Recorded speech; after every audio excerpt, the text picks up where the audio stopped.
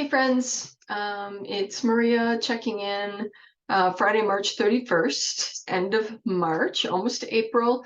Um, and I had something that I wanted to talk about today, and I'm not sure um, how well this video is going to flow and how clear my thoughts are, but I'll try and I'll try. That's all I'll say. I'll try. So I've been thinking a lot about our minds, our minds, and how we have it like our minds have a tendency to be our worst enemy, you know, um, and how frustrating that can be. And I know that sometimes the first impulse is to just tell it to shut up, to stop, to try and block it out, to push it away, and have that kind of aggressive energy towards it. When we're trying to be still, when we're trying to listen to our intuition, we're trying to listen to our higher guidance. And we get these hits in our gut, like we're like, ooh, I shouldn't do this, or I should do this, or though this is the right way, and then the mind chimes in and it's like, no, you're imagining that, that's not real, or whatever. Our mind likes to gaslight us, right? And a lot of times we listen to the mind over our intuition, and I think that is because that's how we've been programmed to behave. That's how we've been raised to behave by many of our families. And that's just what it is. But I think it goes a little deeper than that. I think that the mind develops strategies when we're little to keep us safe. And these voices that gaslight us and that negate us and and give us that challenge us, um, turn into protector parts. And it's because through experience and through time and repeated occurrences, the mind has learned that that is how it keeps us safe.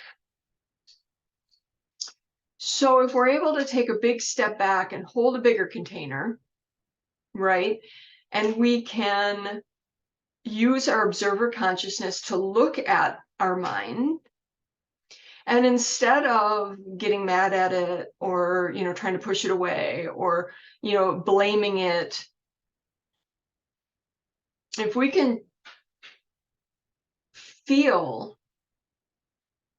the underlying energies behind why it does what it does, and cat hair flying all over the place, if we can feel into those underlying energies, then we can approach that part of our mind, those protector parts, with empathy and with compassion and with understanding. And we keep that big container and we can invite those parts in for a conversation.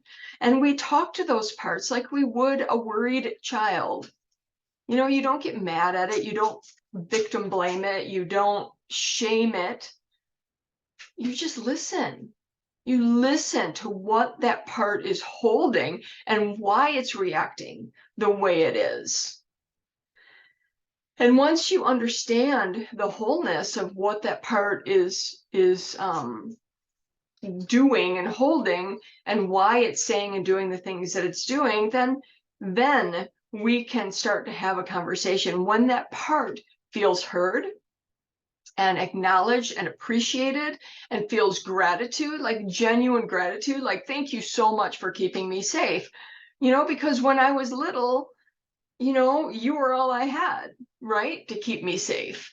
And I feel really grateful for that.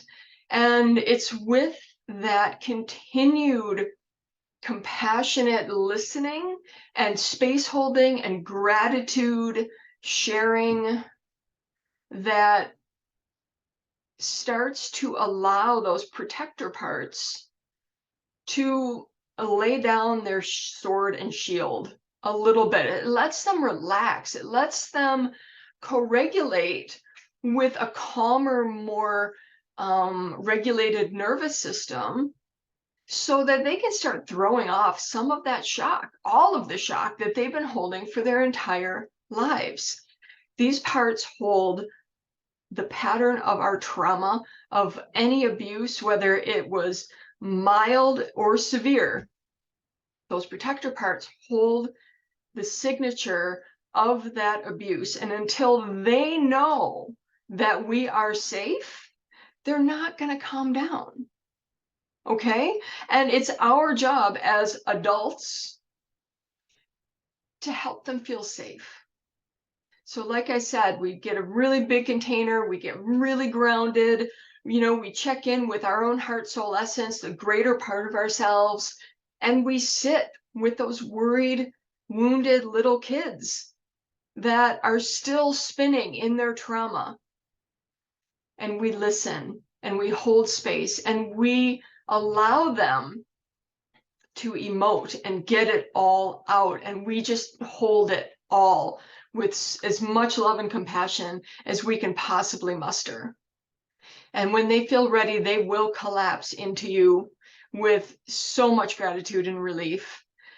And you'll find that you're holding a little less stress and a little less tension, a little less anxiety in your body. You'll find that you can listen and follow your intuition a little bit better because it's not being drowned out by that fear protector voice. So yeah, we gaslight ourselves, but it's out of protection and love. And we need to help those parts co-regulate and come back to the midline, come back to center, come back to the heart, come back to the heart soul essence, and reintegrate into our greater being so that we can be whole. Does that make sense? I think that's all I wanted to share today. I am vending this weekend, so at Journeyman down in Three Oaks, Saturday and Sunday, all day, both days. So if you need tea, if you need anything, come out and see me. I'll be in the granary, which is on the second floor, not in the big room, but in that little back room. So yeah, come see me. And if you need help or guidance or someone to help you hold that container to work with those protector parts, come sit with me. I am available, and I want to walk this path with you. That's why I'm here. Blessed be, and have a lovely weekend, everyone. Much love.